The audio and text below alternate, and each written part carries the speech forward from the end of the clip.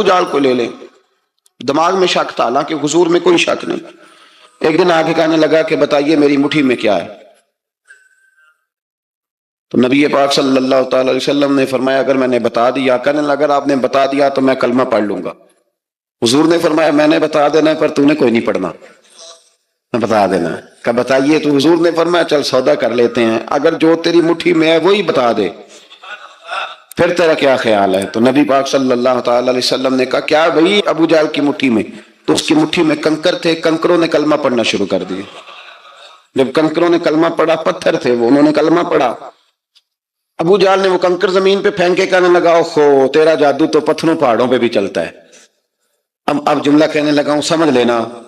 ابو جہل گوشت کا آدمی تھا، کنکر پتھر تھے، پتھر کلمہ پڑھ گئے. گوشت پوشت کا آدمی تھا پر کلمہ، کیونکہ یہاں کیا تھا؟ شک. اس نے آگے نہیں بڑھنے دی. گوشت پوشت کا شخص ہو کے پتھروں سے آگے نکل. نبی پاک صلی اللہ علیہ وسلم کی خدمت میں آیا. بلکہ وہ جو یہودی والی روایت ہے اس کے پس منظر میں بھی بعض محدثین نے لکھا ہے، اس کو بھی اسی نے بھیجا. کہنے لگا جاؤ نبی پاک سے جا کے کہو اگر وہ درخت آپ کا کلمہ پڑھے تو میں بھی پڑھ لوں گا. درخت، اب درخت ہوتے تو جاندار ہیں پر کلمے تو کوئی نہیں نہ پڑھتے. درخت سے بھی تو انسانوں سے کلمہ پڑھنے کی بات، اگر درخت پڑھے تو میں پڑھ لوں گا. نبی پاک صلی اللہ علیہ وسلم دور بیٹھے تھے، درخت دور تھا. اور امام سیوطی علیہ رحمہ نے لکھا ہے درخت بھی کیکر کا تھا. نبی پاک صلی اللہ علیہ وسلم نے فرمایا اس یہودی سے کہ تو جا کے درخت کو کہہ کہ تجھے نبی پاک بلاتے ہیں. فرمایا میں گیا تو پھر تم نے کہنا جادو کر کے بلایا ہے. احتیاط بھی کی، ہر چیز آنکھوں کے سامنے رکھی. تو جا کے کہہ کہ تجھے بلاتے ہیں. وہ بندہ گیا جا کے کہنے لگا، اور امام سیوطی نے اس کو لکھا ہے، کہنے لگے اس نے نبی پاک کا نام بھی نہیں لیا، کیونکہ ابو جہل اینڈ کمپنی کو پتا تھا کہ مصطفیٰ کے نام میں بھی بڑی برکت. خالی نام بھی نہیں لیا. کہنے لگا درخت وہ جو سامنے بیٹھے ہیں نا وہ تجھے بلا رہے. نام نہیں لیا حضور کا. وہ جو سامنے بیٹھے ہیں نا جاءت لدعوتہ الاشجار ساجدۃ. امام بوصیری کہتے ہیں درخت آیا اور سجدہ کرتا ہوا، زمین چیرتا ہوا آیا. کس طرح آیا؟ پہلے آگے جھکا، پھر پیچھے جھکا، دائیں جھکا، بائیں جھکا. یہاں بھی لکھنے والوں نے لکھا ہے کہ وہ نہ درخت اپنی جڑیں اکھیڑ رہا تھا. جب چلنا تھا نا اس نے حضور کی طرف آنا تھا تو آگے دائیں بائیں ہوا، جڑیں اکھیڑ رہا تھا. لیکن ہمارے استاد جب ہمیں یہ روایت پڑھایا کرتے تھے تو کہتے تھے جڑیں نہیں اکھیڑ رہا تھا. جب اس نے سنا مجھے نبی پاک نے بلایا تو اسے وجد ہو گیا تھا، وہ جھومنے لگ گیا تھا، جھوم رہا تھا. حضور نے مجھے بلا لیا. جاءت لدعوتہ الاشجار ساجدۃ. تو درخت آیا، اس نے آ کے نبی پاک کو سجدہ کیا. لکڑی کا بنا ہوا درخت ہے. سجدہ کیا. سجدہ کرنے کے بعد درخت اٹھا اور اٹھ کے اس نے نبی پاک کا کلمہ پڑھا. وہ جس کو ابو جہل نے بھیجا تھا نا یہودی، وہ درخت کی حالت دیکھ کے کلمہ پڑھ گیا. وہ کلمہ پڑھ گیا، لیکن یہی بے ایمان کہنے لگا اوئے ہوئے ان کا تو درختوں پہ بھی جادو چلتا ہے. لا ریب فی، شک قرآن پاک میں، لیکن اگر بندے کے دماغ میں ہو اس کا علاج ہے کوئی، ادھر ہی شک بیٹھ جائے. سادی مثال دیتا ہوں کہ سامنے دیوار صاف ہو لیکن گرد اگر آئینے پہ پڑی ہو. دیوار صاف کرنی چاہیے کہ اینک کا شیشہ صاف کرنا چاہیے؟ ساری زندگی لوگ دیوار صاف کرتے گزار دیتے، ساری زندگی تراش خراش کرتے گزار، اپنی مرضی کی پینٹنگ کرتے گزار دیتے ہیں، پر اپنی آنکھ کی پتلی صاف نہیں کرتے. آنکھ کی پتلی صاف نہیں کرتے. کسی نے حضرت رومی سے کہا تھا حضور دنیا میں کوئی اچھا ملتا نہیں. فرمانے لگے تھوڑا رونا شروع کر تاکہ تیری پتلیاں وضو کر لیں. وضو کر لیں، وہ انہیں پتہ چل جائے کہ کتنے صاف ستھرے لوگ دنیا میں پائے جاتے. ابو جہل پھر آ گیا، کہنے لگا اگر آپ چاند کے 2 ٹکڑے کر دیں تو میں کلمہ پڑھنے کو تیار. اچھا یہاں بھی بڑی مزے کی بات ہے. اللہ نے پہلے کہہ دیا نبی پاک کو کہ ان الذین کفروا سواء علیہم انذرتہم ام لم تنذرہم لا یؤمنون. محبوب یہ جن کی قسمت میں کفر ہے نا، آپ انہیں ڈرائیں چاہے نہ ڈرائیں، یہ ایمان نہیں لائیں گے.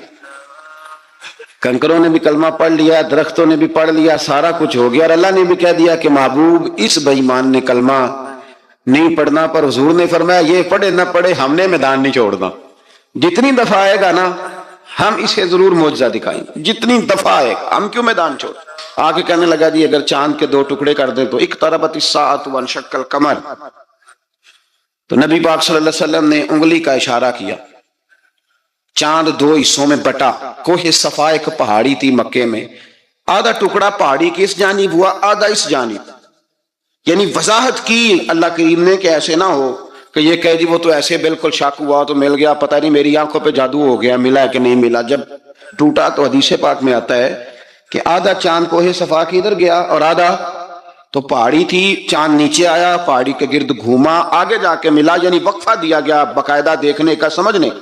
پوری دنیا میں جتنے لوگ اس وقت چاند دیکھ رہے تھے، ہندوستان تک روایتوں میں ملتا ہے کہ لوگوں نے گواہی دی کہ ہم نے چاند ٹوٹتے دیکھا ہے۔ زمانہ مان گیا، لوگوں کی چیخیں نکل گئیں، لوگ قدموں میں گر گئے، پر وہ جس کے دماغ میں شک تھا نا وہ نہیں مانا۔ شجر و حجر پہچان گئے پر انسان کی نظروں میں شک ہی رہا۔ دنیا میں سب سے مجبور، کمزور، بزدل، کم فہم بندہ وہ ہے جس کے دماغ میں شک ہے، سب سے کم فہم آدمی، اس کی فراست روحانیہ زیرو ہے، وہ ایک ناکام شخص ہے، اس کو کسی پہ بھی شک پڑ جائے، کسی پہ بھی۔ ہم نے دیکھا ہے جو عورت اپنے مرد پہ شک کرنے لگ جاتی ہے اس گھر کا کوئی علاج ہی نہیں ہوتا۔ جو شکوہ کرتی ہے روٹی کا، پیسوں کا، وہ کسی دور میں مسئلہ اس کا حل ہو جاتا ہے۔ جو نافرمان ہوتی ہے اس کا بھی مسئلہ کسی نہ کسی زمانے میں حل ہو ہی جاتا ہے۔ یہ جس کو شک پڑ جاتا ہے نا، شک، اس کا مسئلہ قیامت کی صبح تک حل نہیں ہوتا۔ اگر مرد کو شک پڑ جائے اس کا مسئلہ بھی کبھی زندگی میں دوبارہ حل، یاد رکھیں۔ یہ جو شکوک و شبہات ہے نا، قرآن پورا شکوک و شبہات کا ازالہ کرتا ہے، کافر کے سوال کا جواب دیتا ہے، منافق کے سوال کا جواب دیتا ہے۔ قرآن مجید ہر ایک کی تسلی کراتا ہے، لیکن شروع میں بتا دیا کہ لا ریب فی، شک والی گنجائش اس میں۔ لوگ آج تک شک کر رہے ہیں کہ اللہ کا کلام ہے کہ نہیں، آج تک لوگ کہیں تو میرے بھائی شکوک والی زندگی کمزور ہوتی ہے۔ شکوک والی، عقل مند لوگوں کی زندگی کمزور زندگی ہے۔ صحابہ کرام عمل والے لوگ تھے، وہ بحثوں میں الجھے رہتے تو عمل نہ کر پاتے۔ ہمارے ہاں نا بحث ہوتی ہے جس مسئلے کا کوئی تعلق ہی نہیں، الجھنوں سے نکل آئیں، عمل کا رستہ، بحث جو ہوتی ہے یہ عمل کا رستہ روکتی ہے۔ عقل مند نہ بنے، فرما بردار بنے۔ میرے بھائی شکوک و شبہات والی جو لائف ہے، لیکن نا انبیاء کرام علیہ السلام کے بارے میں شکوک و شبہات ہیں، اولیاء عظام کے بارے میں۔ اب ایک نیا شک پیدا ہو گیا ہے کہ فیض ملتا ہے کہ نہیں ملتا۔ ہم نے فلانے ولی کو دیکھا نہیں، ساری زندگی اس کا نام لیا، فیض ملے گا کہ نہیں۔ غوث پاک کو دیکھا نہیں، ساری زندگی قادری کہلایا، فیض ملے گا کہ نہیں۔ خواجہ اجمیر کو دیکھا نہیں، چشتی کہلائے، فیض ملا کہ نہیں۔ صابر پیا کو دیکھا نہیں، صابری کہلائے، فیض ملا کہ نہیں۔ او خدا کے بندے، فیض وہ چیز ہے جو نظر نہیں آتی پر محسوس سب سے زیادہ ہوتی ہے۔ ملے تو حضرت اویس کرنی بھی نہیں تھے نبی پاک سے، وہ بھی نہیں ملے تھے، ملاقات ان کی بھی نہیں ہوئی تھی۔ کیا کہو گے؟ ملاقات نہیں ہوئی، لیکن فیوز و برکات کا یہ عالم ہے کہ میرے محبوب نے فرمایا وہ دعا کرے گا تو اللہ میری امت کی بخشش فرمائے گا۔ تو آپ ہمارے صوفیاء میں ایک سلسلہ اویسیہ ہے، سلسلہ اویسیہ میں اکثر ملاقات نہیں ہوتی، اکثر نہیں ملاقات ہوتی بغیر دیکھیں نا، آپ جب کسی کا نام جپتے ہیں، جب کسی کا نام لیتے ہیں، جب اسی کا ذکر کرتے ہیں، جب اسی کے تذکرے میں رہتے ہیں تو اللہ تبارک و تعالیٰ کے یہ جو کامل لوگ ہوتے ہیں یہ متوجہ ہو جاتے ہیں، ان کی توجہ ہوتی ہے۔ اور خود سرکار نے فرمایا دو آپس میں محبت کرنے والے، ایک مشرق میں ایک مغرب میں، قیامت کے دن اللہ دونوں کو جنت میں اکٹھا فرما دے گا۔ یہ کیا بات ہوئی کہ ہر بات میں شک کرنا کہ جی وہ فلانے سے ملاقات ہی نہیں ہوئی؟ تو کس طرح بھئی، ملاقات ایک الگ چیز کا نام ہے، ملاقات ایک الگ شے کا نام ہے، اور فیوز و برکات ایک، اللہ سے ملاقات ہوئی ہے، رزق دیتا ہے کہ نہیں، زندگی دیتا ہے، ساری چیزیں دیتا ہے، تو ملاقات تو کوئی نہیں کرتا۔ تو اس لیے ہر چیز کو ٹھیک ہے، وہ جو جگہ جس جگہ پہ جو بات ہے اس کو وہاں رہنا چاہیے، لیکن یہ شکوک ہیں، ان سے باہر نکلیں، ان سے باہر آئیں۔ اولیاء اللہ کا جو فیضان ہے، ان کی جو محبت ہے، ان کے جو طریق، حضرت سلیمان بن بشار رحمت اللہ علیہ بزرگ گزرے ہیں، وہ کہتے ہیں میرے پاس، میں بڑا خوبصورت تھا، جوانی میں دین کی تھوڑی سی خدمت کرتا تھا، تو ایک عورت آ گئی، اس عورت نے میرے ساتھ کچھ مجھ سے مانگا، مطالبہ کیا، تو میں نے کہا کوئی بھکارن ہے۔ میں نے جب اس نے نقاب اوڑھا ہوا تھا، جب میں نے اس کی طرف پیسے دینے کے لیے، خیرات دینے کے لیے کچھ چیز بڑھائی، تو اس نے چہرے سے کپڑا ہٹایا، میں نے نظر جھکا لی، کہنے لگی سلیمان میرا رنگ روپ تو دے، میں کتنی خوبصورت ہوں، میں تیری محبت میں گرفتار ہو گئی، خدا را میں اپنے آپ کو تیرے حوالے کرتی ہوں۔ آپ فرماتے ہیں جب اس کے نیت اور ارادے میں اور لفظوں میں میں نے فطور دیکھا تو میں استغفر اللہ پڑھتا وہاں سے بھاگ گیا، اتنا دوڑا کہ میں بصرہ سے باہر نکل گیا، شہر سے ہی باہر آ گیا، عورت سے دوڑ رہا ہے، مرد نوجوان خوبصورت۔ فرماتے ہیں عشاء کی اذانیں ہو رہی تھی، نماز پڑھ کے میں مسجد میں سو گیا تو مجھے حضرت یوسف علیہ السلام کا دیدار ہو۔ جناب یوسف کہتے ہیں میں حضور کا غلام اور غلاموں کا غلام اور صدیوں بعد کا غلام، تو جناب یوسف علیہ السلام میری خواب میں آئے اور کہنے لگے اٹھ جوان میرے سینے سے لگ، یار تو نے تو نبی پاک کا امتی ہو کے وہ کام کیا ہے جو میں نے نبی ہو کے کیا تھا۔ اب کام حضرت یوسف والا کیا تھا نا، تو صدیوں اور سالوں اور مہینوں کا فاصلہ بن سکا، تو وہ آ گئے۔ مسئلہ یہ ہے کہ شکوک و شبہات والی زندگی نقصان دیتی ہے۔ حضرت ہمارے سلسلہ مقدسہ میں ایک سلسلہ علویہ ہے جو اعلیٰ حضرت فاضل بریلوی کو حاصل تھا، شاہ عبدالعزیز صاحب محدث دہلوی رحمۃ اللہ تعالیٰ علیہ نے بڑا لکھا مولا علی کی شان پہ، حضرت علی پہ کلام، ان کا ذکر، ان کے تذکرے اس قدر فنا ہو گئے کہ ہر وقت ذکر علی کرتے۔ فرماتے ہیں مجھے خواب میں حضرت علی کا دیدار ہوا، انہوں نے مجھے بیعت فرمایا اور مجھے اپنے سلسلہ مبارکہ میں اجازت دی۔ تو شاہ صاحب رحمت اللہ علیہ فرمایا کرتے تھے کہ میں نے وہ بہت کم لوگ ہیں جن کو پھر ان میں بیعت فرمایا جاتا ہے، تھوڑے چند لوگ، اور ان کو سلسلہ مبارکہ میں اس میں چند لوگ ہیں، اعلیٰ حضرت کے بعد شاہ علیہ رسول ہیں، شاہ علیہ رسول کے بعد شاہ عبدالعزیز محدث دہلوی، وہ ڈائریکٹ مولا علی شیر خدا سے بیعت۔ تو مطلب یہ ہے کہ کام شکوک و شبہات سے نکلیں۔ قرآن نے کہا لا ریب فیہ، قرآن میں شک، البتہ وَإِن كُنتُمْ فِي رَيْبٍ مِّمَّا نَزَّلْنَا عَلَىٰ عَبْدِنَا، بندے کچھ شک کرتے ہیں، اگر انہیں شک ہو تو وہ اس طرح کریں کہ فَأْتُوا بِسُورَةٍ مِّن مِّثْلِهِ، پھر اس کی مثل ایک صورت لے کے آئیں، اور وَادْعُوا شُهَدَاءَكُم مِّن دُونِ اللَّهِ إِن كُنتُمْ صَادِقِينَ، سارے بے شک اپنے حمایتی بلا لیں اگر وہ سچیں۔ شک والی دنیا سے باہر نکل آئیں، حقیقت والی دنیا کو قبول کریں۔ شکوک و شبہات کا ازالہ نہیں ہوتا، شک دوسرے شک کو جنم دیتا ہے، نقص دوسرے نقص کو جنم دیتا ہے، غلطی دوسری غلطی کو جنم دیتی ہے۔ اور انسان جب تک شکوک کی، میں نے آپ کو کہہ دیا کہ ہر گھر بس سکتا ہے، ہر گھر، ہر عورت کے صحیح ہونے کی امید ہوتی ہے، پر جس بی بی کو اپنے خاوند کے کردار پہ شک ہو وہ بی بی کبھی مطمئن نہیں ہوتی۔ ہر گھر بس جاتا ہے لیکن جس خاوند کو اپنے بیوی کے کردار پہ شک ہو جائے اس کا کبھی اس کے ساتھ سلوک مخلصانہ۔ شکوک والی زندگی بیماروں کی زندگی ہے، شکوک والی زندگی بیماروں کی زندگی، کمزوروں کی زندگی، بزدلوں کی زندگی۔ اس لیے حقیقت والی چیز جب تک آپ کے پاس کوئی چیز کلیئر ہو کے نہیں آتی، شریعت اسلامیہ نے بہتان کی سزا رکھی ہے 80 کوڑے، پتہ ہے آپ کو؟ جس نے ایسے ہی بہتان لگا دیا، دلیل ہی کوئی نہیں، ایسے ہی کہہ دیا کہ جی وہ مجھے شک ہے جی انہوں نے ایسے کیا، فرمایا اسے کوڑے مارو۔ شک کی بنیاد پر بہتان ترازی کرتا ہے، کوڑے کی سزا رکھی، 80 کوڑے مارو اس ظالم۔ یہ شک کر رہا ہے اس کو جب اس کے پاس دلیل ہی کوئی نہیں۔ یہاں بڑے بندے ہیں بات کر دیتے ہیں، کہتے ہیں جی وہ ایسا ہوا ہوگا، میں نے ایسا دیکھا تھا، ہوگا، کیا تھا، ممکن ہے۔ تو یہ شکوک ہے، اس شکوک یہ سامنے والے کا کچھ بھی نہیں بگڑتا، اس بیچارے کا کیا بگڑنا ہے۔ یاد رکھیں بڑی خوبصورت بات یہاں حضرت عبداللہ ابن مسعود کی، آپ فرمایا کرتے تھے جب کسی بندے پر بندے شک کرتے ہیں اور ناجائز شک کرتے ہیں، اللہ اس کی عزتوں میں اضافہ فرما دیتا ہے، اللہ اس کے شانیں عطا کرتا ہے۔ اپنی زندگی کو بیماریوں سے نکالیں، یہ روحانی بیماری ہے شک، اس سے باہر آنا، یہ ظلم ہے۔ اولیاء پہ بھی شک، صوفیاء پہ بھی شک، علماء پہ بھی شک، ہر بندے پہ شک، کوئی صحیح نہیں، سارے غلط، میں اکیلا صحیح۔ اس شک سے باہر آ جائیں، یہ نفسیاتی مریض بنا دے گا، بے سکون کرے گا، بے قرار کرے گا۔ اللہ تبارک و تعالیٰ نے نا ہمارے محبوب کریم علیہ السلام کو دنیا میں بھیجا تو فرمایا یا ایھا الناس قد جاءکم برہان من ربکم، اے لوگو تمہارے پاس تمہارے رب کی دلیل آ گئی۔ اللہ تبارک و تعالیٰ نے محبوب پاک علیہ السلام کو سراپا دلیل بنا کے بھیجا۔ باقی انبیاء کرام علیہم السلام کے پاس بھی اپنی نبوت کے دلائل کے طور پر بے شمار معجزات تھے، اور حضور کریم علیہ السلام کے تو پورے وجود کو ہی اللہ نے معجزہ بنائے۔ اور نبی پاک صلی اللہ تعالیٰ علیہ وآلہ وسلم کی نبوت کی دلیلیں، حضور کے رسالت کے مستحکم دلائل جگہ جگہ آپ کو ملیں گے۔ سب سے پہلی چیز تو یہ سمجھنے والی ہے کہ نبی پاک علیہ السلام نے جس چیز کو سب سے پہلے اپنی نبوت کی دلیل کے طور پر بیان فرمایا وہ حضور کا کردار ہے، سیرت ہے، عمل ہے، حضور کا لوگوں کے ساتھ رویہ ہے۔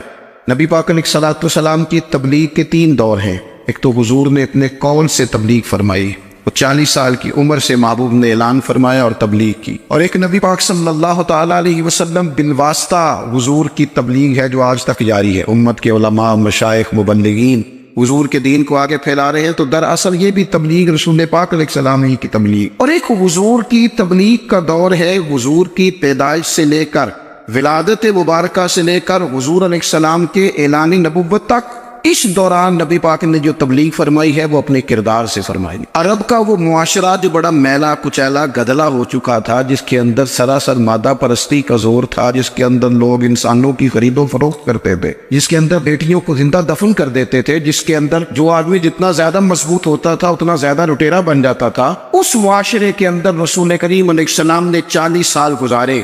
اور اس طرح گزارے کہ جو بیگانے بھی تھے وہ بھی کہا کرتے تھے یہ صادق ہے، یہ امین ہے. اور جب حضور نے اعلان نبوت کیا تو فرمایا، یہ قرآن مجید کے لفظ ہے، فرمایا فَقَدْ لَبِثْتُ فِيكُمْ عُمَرًا مِّن قَبْلِهِ أَفَلَا تَعْقِلُونَ. میں تمہارے بیچ عمر کا ایک حصہ گزار چکا ہوں، تمہیں عقل نہیں ہے، شعور نہیں ہے. نبی کریم علیہ السلام نے اپنے کردار کو، اپنے عمل کو اپنی نبوت کی دلیل کے طور پر بیان فرمایا. وہ تو حضرت حلیمہ بھی فرماتی ہیں نا، جب میں نبی کریم علیہ السلام کو اپنے گھر لے گئی تو میرا اپنا بچہ بھی دودھ پیتا تھا، 2 میرے بیٹے ہو گئے، ایک میری یہ نسبی اولاد اور حضور میری رضائی اولاد. تو کہتی ہے جب میں کریم محبوب علیہ السلام کو اپنے سینے سے لگاتی تھی تو حضور میرے ایک پستان سے دودھ پیتے تھے اور دوسرا اپنے بھائی کے لیے چھوڑ دیا کرتے. یہاں سے رسول کریم علیہ السلام نے کردار کے ذریعے تبلیغ اور پھر اعلان نبوت سے پہلے ایک تنظیم عرب کے جوانوں پر، عرب کے سرداروں پر مشتمل بنائی گئی، جس میں نبی کریم علیہ السلام نے بڑا حصہ لیا سرکار نے، اور بڑے اہم لوگوں کو شعور حضور نے عطا فرمائے. وہ اس جماعت کا فیصلہ تھا کہ ہم سارے جوان، سارے بڑے لوگ ملیں گے.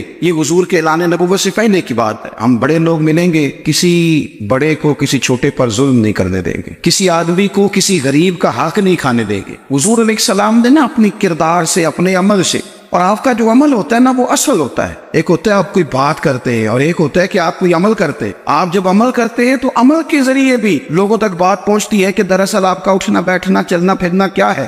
میرے رسول کریم علیہ السلام کا اٹھنا بھی ایک نبی کا، بیٹھنا بھی ایک نبی کا، بات کرنا بھی ایک نبی کا، معاملات زندگی کرنا بھی ایک نبی کا، لین دین کرنا بھی ایک نبی کا. ایک شخص کہتے ہیں میں نے اعلان نبوت سے پہلے حضور علیہ السلام سے کوئی چیز خریدی تھی اور میں نے عرض کیا تھا آپ یہاں تشریف رکھے، میں پیسے لے کے آتا ہوں. میں 3 دن کے بعد آیا. دیکھو یہ بات کرنی کتنی آسان ہے، بولنی کتنی آسان ہے، پر 3 دن یہاں میرے بھائی کو کسی شخص کو 2 گھنٹے انتظار کرنا پڑ جائے تو لوگ کہتے ہیں الانتظار وشد من القتل. یہ تو قتل سے زیادہ تکلیف والا معاملہ ہے، منتظر رہنا کسی کا. کہتے 3 دن کے بعد میں آیا تو میرے رسول کریم وہیں تشریف فرما. بس اتنا فرمایا یار تم نے مجھے بڑی تکلیف میں ڈال دیا، 3 دن ہو گئے یہاں رکے ہوئے. تو حضور نے اپنے کردار کو، اپنے عمل کو، اپنے معاملات کو سب سے پہلے اپنی نبوت کی دلیل کے طور پر پیش کیا. کسی نے کیا خوب کہا تھا کہ جو تیری جان کے دشمن ہے وہ بھی کہتے ہیں. بظاہر تو آئے ہیں نا ہجرت کی رات جان لینے، لیکن امانتیں حضور کے گھر میں رکھی ہوئی ہیں، امانتیں کاشانہ نور پہ پڑی ہے. وہ جو تیری جان کے دشمن ہے وہ بھی کہتے ہیں کہ امین تو ہے اور صداقت کی آبرو تو ہے. تو پہلے کردار. پھر دوسری بات، اللہ تعالیٰ نے اپنے محبوب علیہ السلام کو اپنا مطلق نائب بنا کر، اپنا محبوب اعظم بنا کر، ویسے ہی سارے انسانوں کے بارے میں کہا وَإِذْ قَالَ رَبُّكَ لِلْمَلَائِكَةِ إِنِّي جَاعِلٌ فِي الْأَرْضِ خَلِيفَةً، میں زمین میں اپنا نائب بنانے والا ہوں. لیکن حضور علیہ السلام تو محبوب ہے نا، حضور کی نیابت تو محبوبیت کے درجے پر فائز ہے. تو رسول پاک کو رب کریم نے اس طرح کا بنا کے بھیجا کہ حضرت عبداللہ ابن رواحہ رضی اللہ تعالیٰ عنہ بیان فرماتے ہیں کہ اگر حضور کوئی معجزہ نہ بھی دکھاتے، نبی کریم علیہ السلام سے کوئی اعجاز لوگ نہ بھی دیکھتے، تو محبوب کا تو چہرہ ہی اس طرح کا تھا، لوگوں نے دیکھتے جانا تھا اور کلمہ پڑھتے جانا تھا. لیکن باوجود اس کے میرے رسول پاک کا اعجاز یہ ہے، کمال یہ ہے کہ حضور کبھی اشارہ کر دیں تو چاند 2 ٹکڑے ہو جائے، کبھی دعا مانگ دیں تو ڈوبا ہوا سورج واپس آ جائے، کبھی محبوب گزرنے لگے تو پتھر آپ پر سلام پڑے، کبھی حضور پہاڑ پر چڑھ جائے تو پہاڑ وجد میں آ کر جھومنے لگے، محبوب کا کبھی نماز پڑھاتے ارادہ بن جائے تو اللہ تعالیٰ قبلے کا رخ ہی تبدیل فرما دے. کیا خوبصورت سوچ ہے اور کیا نظریہ دیتے ہیں بریلی کے امام. فرماتے اجابت کا جوڑا عنایت کا صحرا دلہن بن کے نکلی دعائے محمد، اور اجابت میں جھک کر گلے سے لگایا بڑی ناز سے جب دعائے محمد. دیکھو خدا کی رضا چاہتے ہیں، دو عالم خدا چاہتا ہے رضائے محمد صلی اللہ تعالی अलैहि वसल्लम और एक मकाम पे फरमाते हैं नाइबे दस्त कुदरत पे लाखों सलाम, नाइबे दस्त कुदरत पे लाखों सलाम। तो अल्लाह ताला ने नबी पाक सल्लल्लाहु अलैहि वसल्लम को जो एजाज। फिर एक और बात, हुजूर उम्मी है। दुनिया में आकर महबूब ने किसी से पढ़ा ही नहीं, मेरे महबूब ने जितना पढ़ा है रब करीम से ही पढ़ा है। अर्रहमान वल्लमल कुरान खलकल इंसान, रहमान ने कुरान सिखाया फिर इंसान बनाया। अल्लाह तबारक व तआला की बारगाह करम से हुजूर ने लिया रसूल करीम उम्मी है।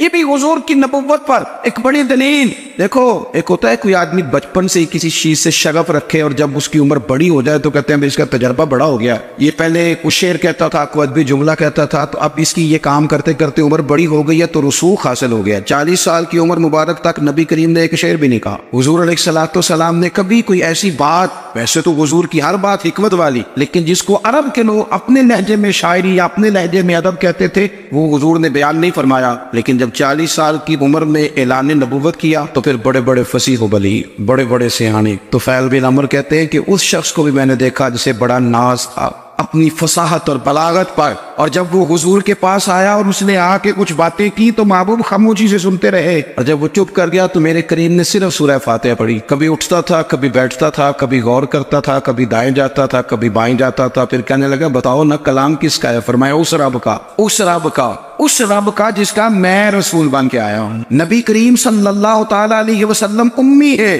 लेकिन हुजूर ने कायनात के राजों से पर्दे हटा दिए। नबी करीम ने जीने के सलीके बता दिए। हुजूर ने हर शख्स को उसके मकसद हयात से आगाह कर दिया। नबी करीम अलैहिस्सलाम ने वो फलसफा हयात बयान किया कि लोगों को सिर्फ जीने में मजा नहीं आया, मरने में भी मजा आने लगा। लोग आगे बढ़ बढ़ के जाने पेश करने लगे, अपनी औलादें कुर्बान कर, जो फलसफियों से खुल न सका और नुक्ता बरों से हल न हुआ वो राज एक तैबा वाले ने बतला दिया चंद इशारों में। महबूब करीम उम्मी है, लेकिन हुजूर ने इस तरह दुनिया को सिखाया, इस तरह दुनिया को पढ़ाया, इस तरह हुजूर ने इल्म के चिराग और दीप रोशन किए कि क़यामत तक जिसे रोशनी मिलेगी ना उसे सिर्फ दरवाजा मुस्तफा से मिलेगी, उसे रसूल करीम अलैहिस्सलाम के तरे दौलत से मिले। कुछ लोगों ने कहा कि अपने पास से आयात बना के लाते, अपने घर में बैठ के दावे कर लेना तो कोई मुश्किल काम नहीं ना होता, सारे लोग ही कर लेते। बल्कि वो हमारे एक बुजुर्ग कहा करते थे ख्याली पुलाव पकाइए कि वो कदे भी काट ना पाइए, क्योंकि कौन सा पैसों का डालना है, वो ज्यादा डाले हम और ज्यादा डाले। बहुत सारे लोग हैं आज भी, कुछ लिबरल है बेचारे, कुछ दीन बेजार तबका है,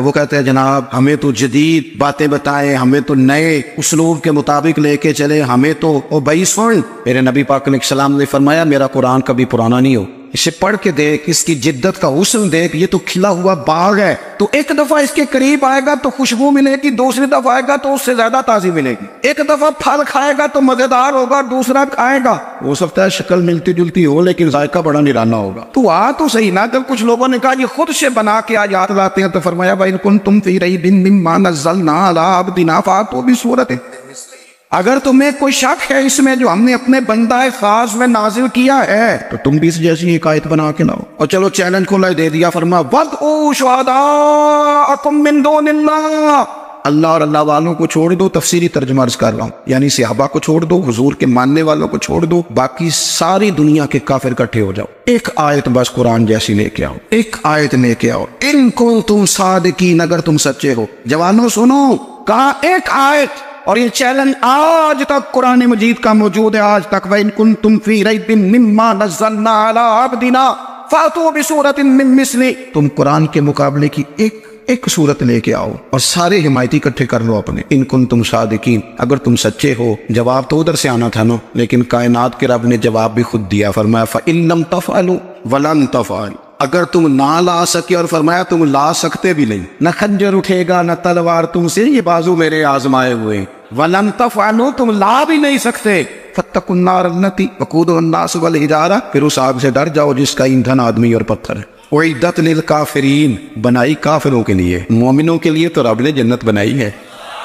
उइद्दत लिल काफिरीन, ये दोज़ख अल्लाह ने किन के लिए बनाई है? उइद्दत लिल काफिरीन, कहता है काफिर के लिए बनाया। तो अल्लाह तबारक व तआला ने मेरे रसूल पाक सल्लल्लाहु तआला अलैहि वसल्लम को वो किताब अता फरमाई, और फिर हुजूर की फसाहत और बलागत, मारिफत। देखो, एक होता है घंटों बातें करना, एक होता है कई कई वालियम पर मुश्तमिल, कई कई जिल्दों पर मुश्तमिल कुतुब का लिखना, और एक होता है किसी बंदे का एक बात करना और सामने वाले की तबीयत को इतना जगा देना کہ اگلی بات فوراً ہی اس کی سمجھ میں آ جائے. اور حضور نہ کسی کی انا کو نہیں جگاتے. ہم بعض اوقات کسی سے خطاب کرتے ہیں، بات کرتے ہیں تو سامنے والے کی انا کو جگا دیتے ہیں، ٹھیس پہنچاتے ہیں. وہ کہتا چل پھر تگڑا ہو جا میں بھی آیا. حضور انا نہیں جگاتے تھے، میرے نبی پاک ضمیر جگاتے تھے تاکہ وہ شخص فیض حاصل کر سکے، اسے کچھ ملے.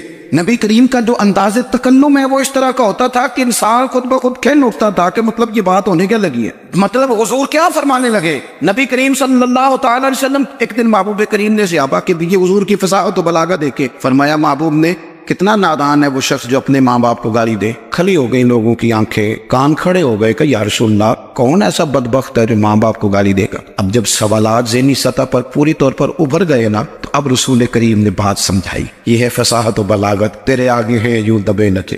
فصحا عرب کے بڑے بڑے، کوئی جان منہ میں زبان نہیں بلکہ جسم میں جان نہیں. یا رسول اللہ کون ایسا نالائق ہے جو ماں باپ کو گالی دے. اب جب ذہنی سطح یہاں تک ابھر آئی تو اب حضور نے سمجھایا، اور میں جب تم کسی کے ماں باپ کو گالی دو گے نا تو وہ بھی تو جواب میں تمہارے ماں باپ کو دے گا نا. تو فی نفس ہی یہ تم نے خود ظلم کیا ہے اپنے ماں باپ. کیوں تم نے ایسا لہجہ اختیار کیا کہ جس سے سامنے والے کی انا جاگ جائے اور تمہارے مقابلے میں آ کر کے کھڑا ہو جائے. کیوں تم نے اس طرح کے انداز اختیار کیے کہ جس سے سامنے والا بھی سارے پنجے کھڑے کر کے باہر نکل آئے اور کہے آ جاؤ پھر میں بھی میدان میں حاضر ہوں. رسول کریم کی فصاحت بلاغت دیکھیں نا، حضور 2-4 جملوں میں ساری بات سمجھا جاتے. ایک حدیث پاک اگر ہماری سمجھ میں آ جائے، ایک روایت نبی پاک صلی اللہ تعالی علیہ وسلم نے فرمایا خوبصورت مسلمان وہ ہے جو بے مقصد باتوں کو چھوڑ دے. لو اس سے پوری زندگی سجائی جا سکتی ہے ایک جملے سے. کوئی لمبی چوڑی باتوں میں جانے کی ضرورت نہیں. کہا خوبصورت مسلمان یہ ہے جو بے مقصد باتوں کو چھوڑ دے، نا یعنی باتوں کو.